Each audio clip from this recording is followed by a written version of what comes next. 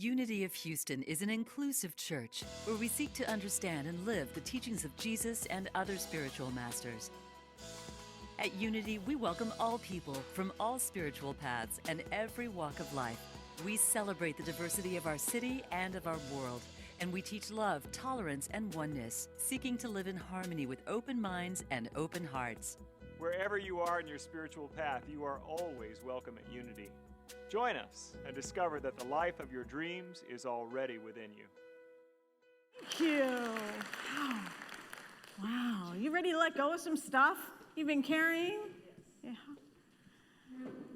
I'm continuing this series that Reverend Stacy so beautifully began last week on Matthew Fox's original blessing. And if you just get one thing from this series, when I first heard this teaching on original blessing over 20 years ago from Matthew Fox, it changed my life. Because I heard we're not born in original sin. We didn't fall from grace. We're born into original blessing. And if that touches your heart today, I invite you to take that in and really be with that teaching. It's powerful. It's powerful, and it can change your whole perspective on life. And if I could just stop there, I would, because I think that would even be enough. But I want to share with you about the next step on the path of creation spirituality. And so I'm going to invite you now to return to your origin, to return to the beginning. When you were conceived in darkness. When you were in your mother's womb, you were in a beautiful space of silence, darkness, and you felt safe there. We begin in darkness. Darkness is our origin. In the Bible, in the first chapter of Genesis, it says, "In the beginning, God created the heavens and the earth.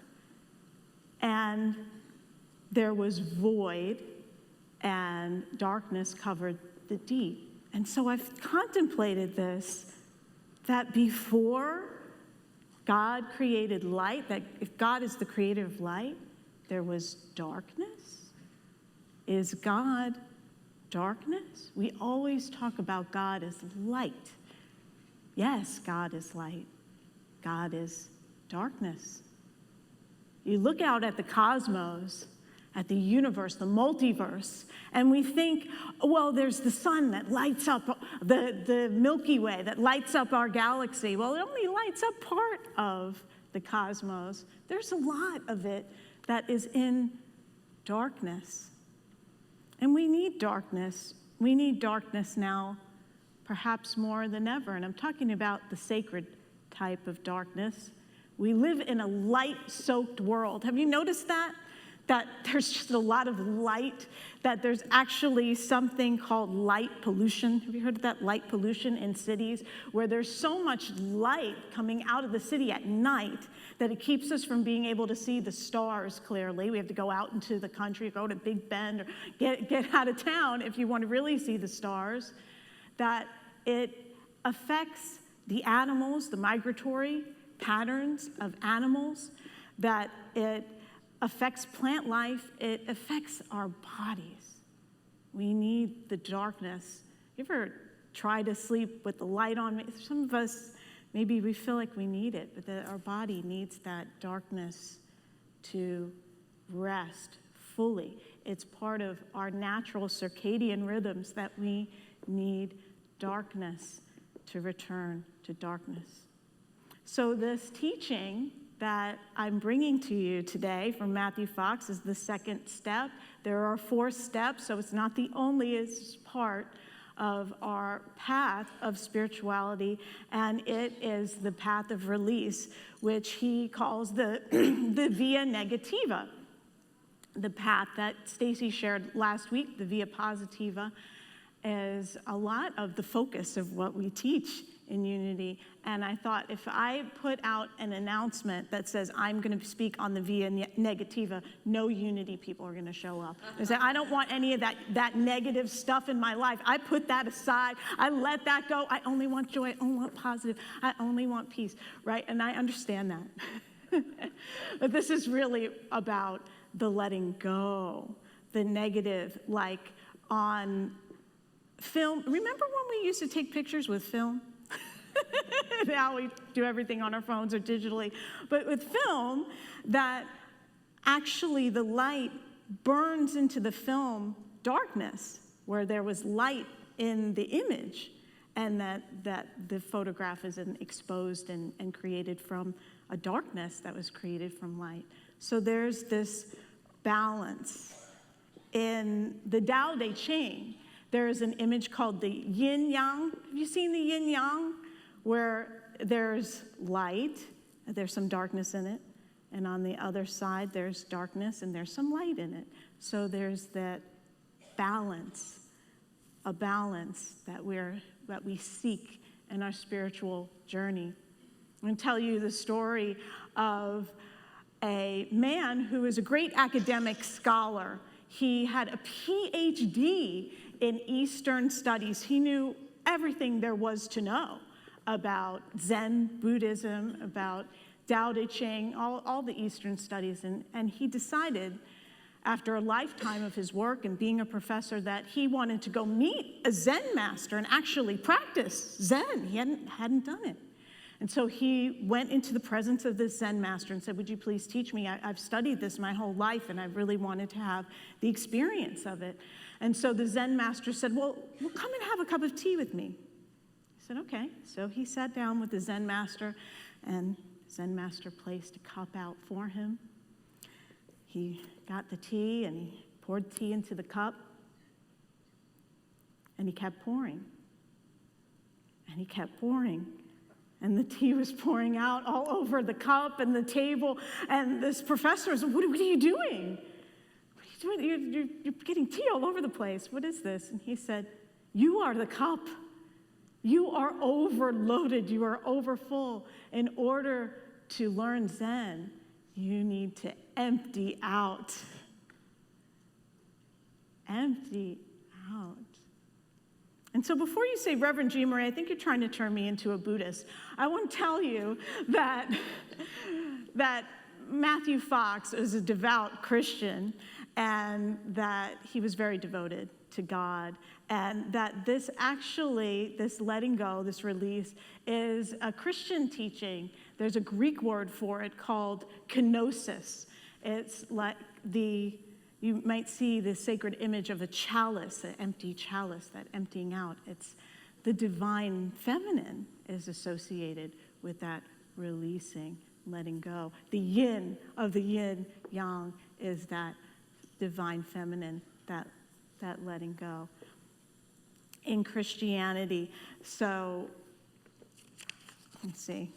I want to tell you the 14th century Christian mystic Meister Eckhart, who said, God is not found in the soul by adding anything, but by a process of subtraction, of letting go. So a lot of our spiritual path, have you noticed, is unlearning. There's a lot of unlearning. What we learned since we were in the womb in that sacred darkness and came out, and people started telling us stuff, and we started forming a personality and developing tactics to get our stuff, right? That there is a lot of that to unlearn and let go, to know God. That people on spiritual paths and mystics who have said that they pray to let go of what they know of God so that they can know God. To even let go of that. Emptying out. Finding God by discovering what God is not. Is the path of the via negativa. And we might not realize it, but this is a central teaching in unity. That we do teach this. We don't talk about it as emptying out necessarily, It is the central teaching of unity that Charles and Myrtle Fillmore taught is the silence, the state of consciousness and the practice of the silence that requires you, when you go into meditation, to completely let go. That this is a state that they taught that is a state of no mind, of no awareness, no time, no space, no experience. And they taught that when you practice this, going into the silence, into the stillness, into the quiet and the peace, that it is from that space of emptiness that then you do your affirmations, that then you create out of that. They said, first you've got to let go of all the stuff. We try to create and manifest on top of stuff, right? We're just building up more and more stuff, or we're creators, right? We're manifesting. And the Fillmores actually were teaching us to let go, to empty out, let it all go. Come from a space of that quietness, that emptiness, that oneness. That's the oneness. And we think that, how do we know God? How can we experience God? And so that experience is really a letting go into that peace. It's so interesting. I love reading about the Fillmores, that when Charles Fillmore would go to pray with someone who was in the hospital, he would go and sit next to them, and he would go into the silence. That was his prayer for them. He let go of any fear he might be carrying for them. He let go of all thought of lack or disease, and he centered into the silence. And people were experiencing healing by his consciousness that he brought to it. It is a healing consciousness that we bring when we let go. Myrtle Fillmore said, "You cannot listen to God while your ear is given to your affairs. You gain nothing by incessantly milling around in negative thought. You gain all by quietly letting go of these outer appearances and laying hold of God." Letting go of outer appearances and laying hold of God. When I thought about the via negativa, that I thought about, that saying, like, if you don't have anything nice to say, come sit by me. That's the negative path we sometimes take, right? Well, I don't like what I see, so let's dish it out. Let's let it go that way. And it can be a lot of judgment in that, right? There can be a lot of pain. There's a lot of pain in sarcasm. I love sarcastic humor. I tend to go to that a lot. And I recognize that there's pain in that, and that's why it's sarcastic, right? So we get a kind of joy, a kind of ego boost out of it, but really that kind of thing, we let that go too. That kind of satisfaction we get from judging our experience, letting that go too. Negativa is just emptying out, emptying out, emptying out. There's another way into this nothingness that Matthew Fox gives us. He says, so let's say you're 39 years old, that if you're 39 years old, to meditate on 40 years ago, however old you are, add a year, and go back and meditate. Go meditate on that. Well, who were you 40 years ago if you were 39? Or nothing? He said, going in deeply into that gets you into that awareness of that no-thingness that is God, that state pre-verbal beingness. So when you close your eyes to meditate, you notice it's dark in there. I think that's funny. It's really dark in here. And we go deep into ourselves. we can feel like it's scary to let go, like be afraid of letting go because it feels like what? Like dying, right? It can feel like dying. Like, oh, if I fully let go, it can feel like I don't exist. That's the biggest fear of the ego, I guess, not existing. And imagine that, being able to do that. Matthew Fox says if we're able to really let go, even to the point that we can face our fear of dying, that is when we fully live. We're actually fully present to our life. That if we can do that now in our health and presence and ability to be here, that when it comes time for us to release this body and move into pure spirit form, that it's just going to be an exhale and a let go, because you will have done that releasing work, right? You'll know what that is. I had the honor, I know I've shared before, to be caregiver to my mom in the final stages of her life. And one thing my mom had shared with all her children is that she was extremely afraid of death, terrified of death. She didn't want to die. She didn't want to get older. And she's buried in a mausoleum. She didn't even want to be in the ground, okay? And when I think about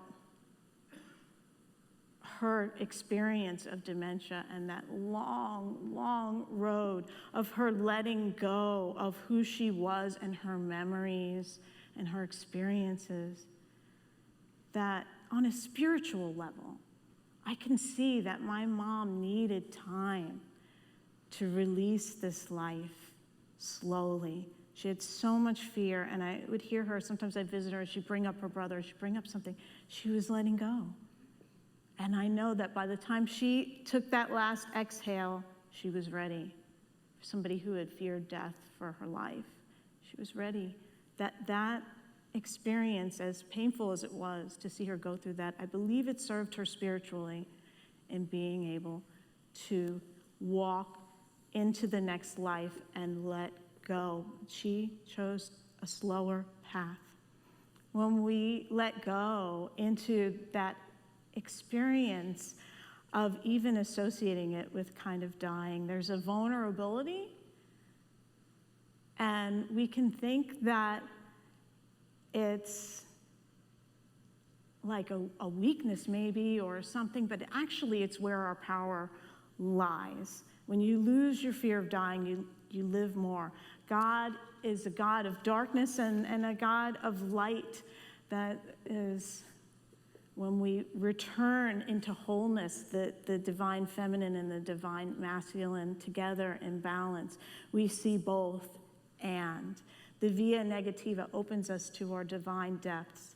Matthew Fox says, when one has suffered deep pain and allowed the pain to be pain, one can visit the Grand Canyon and learn that it has nothing on the human person who is even deeper and more powerfully carved over millions of years by the flowing tides of pain.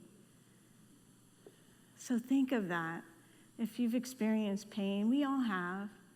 We have all experienced pain, physical, mental, emotional. That it is part of that, carving us out into a depth of being.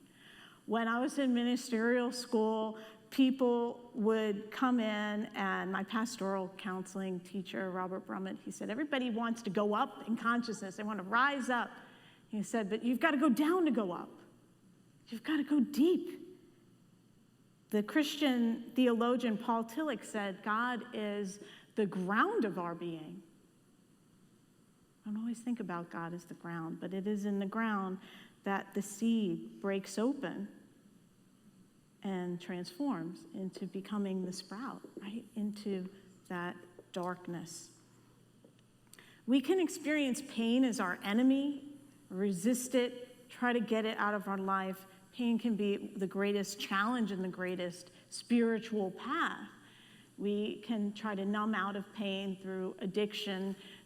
whether it's substance addiction or television addiction, light addiction. I think about like our addiction to screens. Like I even have a little screen right on my body. We have screens everywhere. We have these addictions of, oh, well, just go to something to get out of the pain.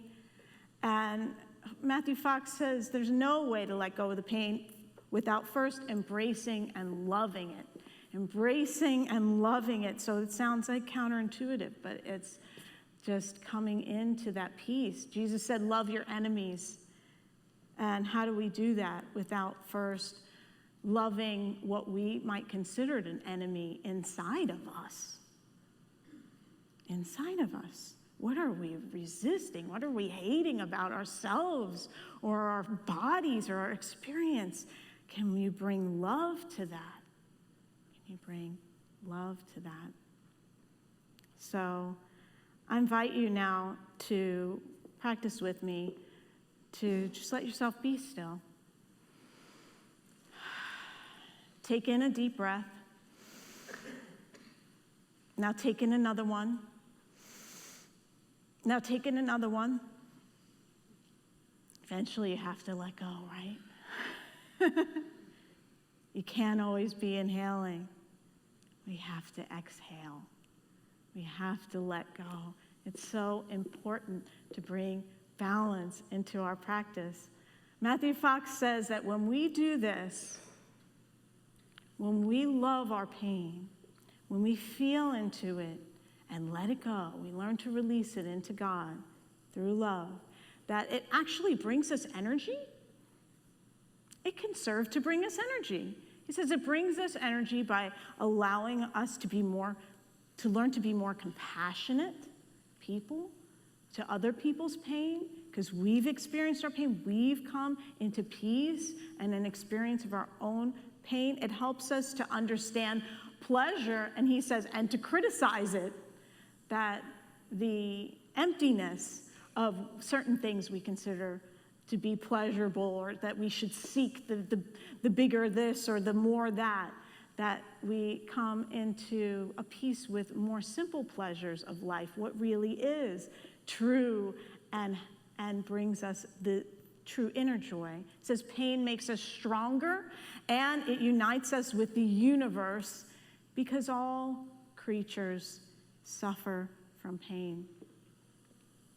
Our master teacher experienced great pain.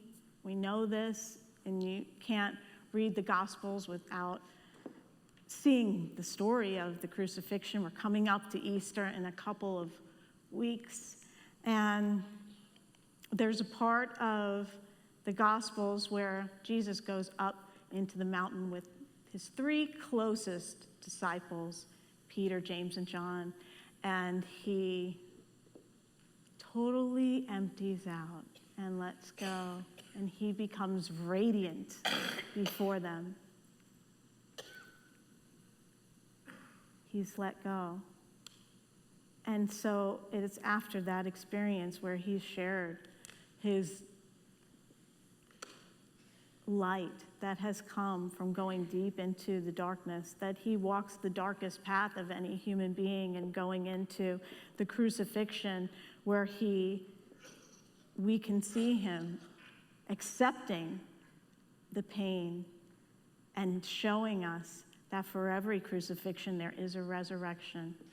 For everyone, it is guaranteed. You are not meant to stay in the via negativa, okay? It is a place to experience so you can open into another step of creation. So know that as he taught, he said, I am the vine and my Father is the vine dresser or the vine gardener, that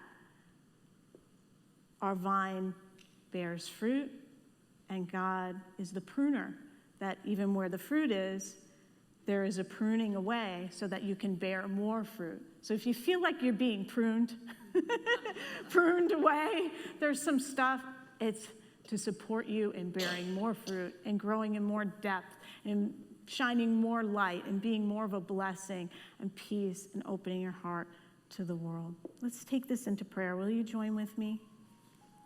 Take a deep breath. I'm sorry for making you take all those deep breaths without exhaling just before. Forgive me for that. That was just an example. You can exhale now and let go into God and be willing to let go.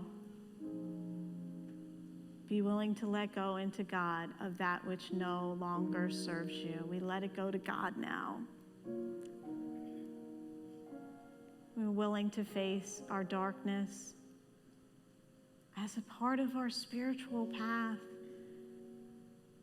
of transcending and including that it is all part of the oneness of our wholeness, of our authentic being. We are so grateful for this spiritual journey that includes all experience as holy and as part of our learning and growth and an opportunity to be fully present. And it is in presence that we experience the divine. We feel gratitude in our hearts. We go forward into this day with a renewed awareness of the truth of who we are. And so it is. Amen.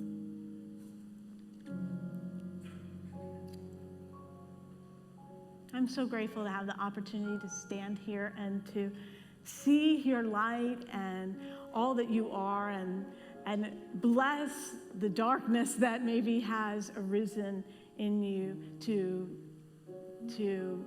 serve you as part of your spiritual path, that you have a great, amazing power that lies within you, the power of the divine that you are. And here at Unity, we are here to nurture and encourage and support you in bringing all that you are, the unique, original blessing that you are, to your life and to the world. Thank you for being here today. God bless you. Thank you for watching this message today. I'd like to invite you to join us in person here on campus at Unity of Houston for Sunday morning or Wednesday evening services. If you can't be with us here on our campus, you can still join us live on Facebook or on our website, unityhouston.org, Sunday mornings at 11 a.m. Central.